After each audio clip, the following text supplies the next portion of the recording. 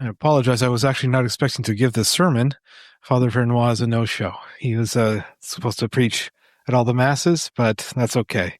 I think they partied him out this afternoon. He's not used to being down here.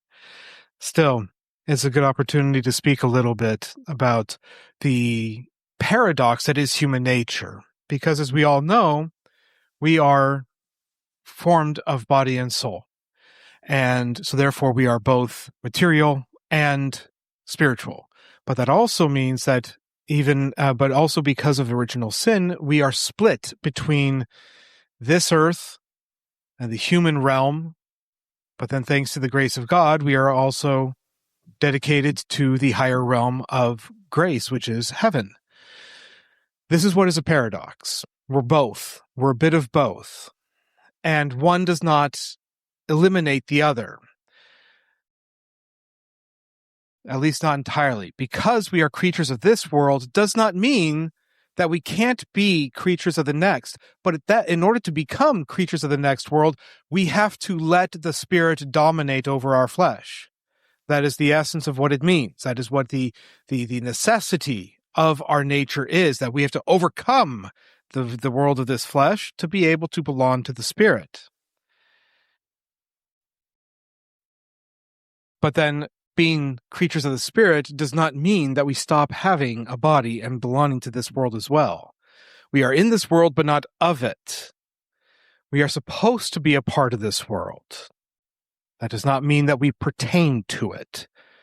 So even though it sounds very similar, those are two very distinct things.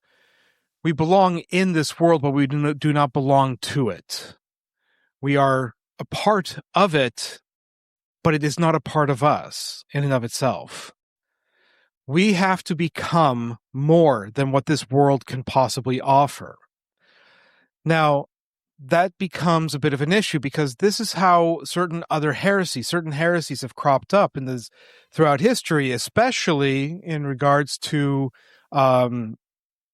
Manichaeism and the like, Jansenism, saying that anything from this world is evil, therefore we can have nothing to do with it. In order to become faithful children of God, we must be creatures purely of spirit, or to reduce certain things to matter and certain things to spirit. The masculine is the material, the feminine is the spiritual, the things like that. Yes, there are heresies for everything, trust me. So they find all sorts of ways to try to use this paradox, but to misunderstand it and to form it into some sort of a dichotomy that does not exist. It's very simple if we actually stop to think about the nature that God created and the nature that God redeemed. If we just look at it from that perspective, as usual, God makes everything simpler because he is simplicity itself. God created us. He created us in grace. He created Adam and Eve in grace. He created us for himself, for heaven, to be eternally happy, first here on earth and then passing into heaven. That was what we were created for. It was ourselves.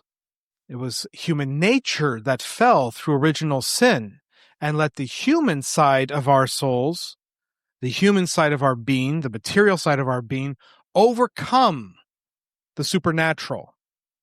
And as a result, we're always starting the same journey because God still creates us with the goal of us being eternally happy with him in heaven, but we're starting out the journey with one leg tied behind our back, as it were. Now we have a lot more work to do to be able to get to that point. It's a lot harder. But just because we are now injured, crippled, trying to make the same access, trying to make the same point, does not mean that we are now evil. It just means we are wounded. God redeems us. He buys us back. He elevates us. And therefore, we have a choice to make. We can take the easy route, which is the route of comfort, which is the route of just listening to the wound of original sin, accepting what original sin and its wounds tell us to do, following the inclinations towards evil, choosing that which is comforting and pleasing to our senses, choosing to go along with what is with what is pleasurable, nothing else. or we have the choice to strive for grace, knowing that it means sacrifice. It's necessary that we have to make that choice again and again. It's not like many other heresies say that just simply you make that one choice. I accept, I'm going to be spiritual, I'm going to choose God, and therefore everything is perfect. But even when we make that choice, we still are going to have to work every day while in this world, fighting against the enemies that exist with us right here and right now, day in and day out, for the purpose of being able to achieve sanctification, to choose the spiritual again, the supernatural again, to choose God again. That is the goal that we set before ourselves. But it is necessary for us to understand it, and we have to choose it from the beginning. And then we have to choose it again. And every crossroads and every choice and decision we have throughout our lives, that is the basic decision. What are we going to choose? Are we going to choose God, or are we going to choose our comfort or what's easy and comfortable for us? What's simpler? And this is what St. Paul refers to when he says, I speak a human thing because of the infirmity of your flesh. For as you have yielded your members to serve uncleanness and iniquity unto iniquity, so now yield your members to serve justice unto sanctification. We all start with this wound. We all start behind the 8 ball, as it were. We all start at a disadvantage. But now we have a choice. And then we will have another choice, and we will have yet another choice. And every time we will have the ability to choose God, or we will have the ability to choose ourselves. Because ultimately, when we boil it all down, those are the 2 choices. None other.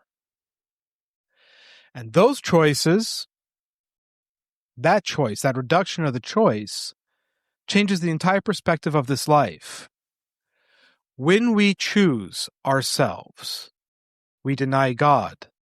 And we become more and more creatures of this world. We fetter ourselves, we chain ourselves more thoroughly to this world. So the next time we want to choose God, it's a little bit harder yet again. We let the wound win. But every time we choose God over ourselves, we're a little freer. We're a little purer. We belong more to God. We are more supernatural. We are less of this world. The things in this world are not bad or good in and of themselves. It's what we do with them, whether we make them serve us to help us get closer to God, or whether we serve them. That is where the sin is, or that is where virtue is. So the things of this world can be sanctified, can be baptized. What St. Albert the Great referred to as the process of baptism, for example, of the philosophy of Aristotle. Purely naturalist philosophy, theodicy in some cases, because he actually is talking about God, but it's not on a theological perspective. But St. Thomas Aquinas came along, and he made him Catholic. Aristotle was never Catholic. Aristotle never had revelation. Aristotle was never starting from that perspective. But because St. Thomas took all of that natural wisdom and transformed it into something that could reveal the divinity so much better in a human way, then St. Albert referred to it as the baptism of Aristotle. That is what we are supposed to be doing with all creatures in our lives every day. Every creature that we have belongs to us for that purpose, that we may be able to use them to discover God more thoroughly. And while we do that, they hold no power over us. While they do that, they actually help free ourselves from this world and bind ourselves more closely to God. But the more that we let them dominate us, the more that we just have to look at our phones and just have to see what the world is saying, just have to do this or have to do that, or I just can't go more than 3 hours without a snack, for example. Things like that. That is actually a problem. That is something that is chaining us more closely to this world as opposed to freeing us.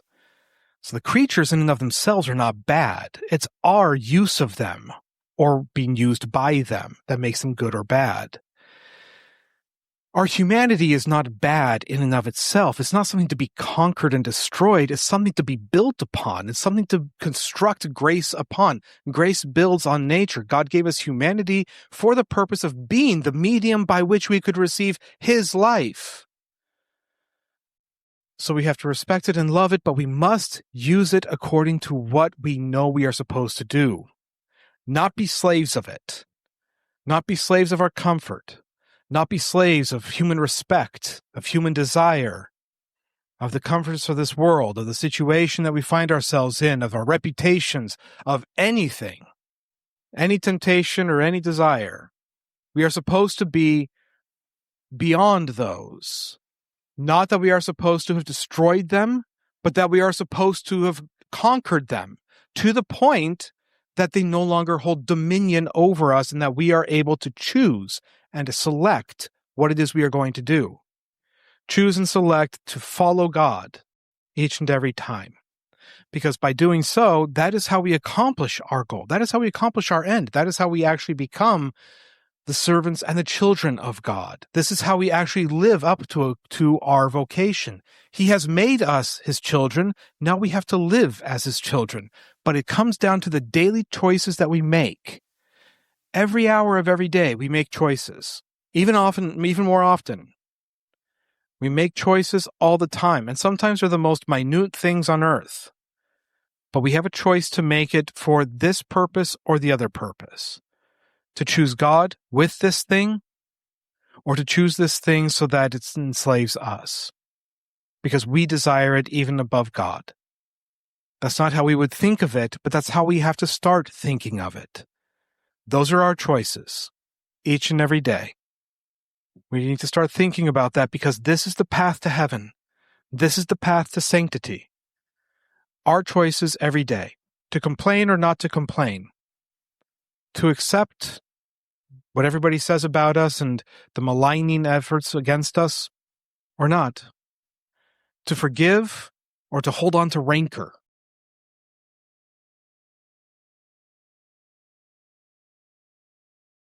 To have a Pop-Tart for breakfast or to actually put in a little effort to have some eggs. Believe it or not, even something that small makes a difference. The use of our time, etc., etc. I trivialize things a little bit to make it as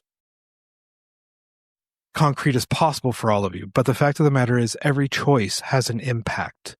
And how we choose and why we choose is how we save our soul. So we take this opportunity when we take this entire life to contemplate if we are going to choose God now and forever so that we may live eternally with Him, or if we're going to reject Him, preferring the things of this world so that we may live without Him. That is our choice. It's very simple when we think about it. Let's keep it that simple and let's not get distracted by all the other things around it so that we may be able to find our way clearly all the way to God and be eternally happy with Him in heaven. In the Father, and the Son, and the Holy Ghost. Amen.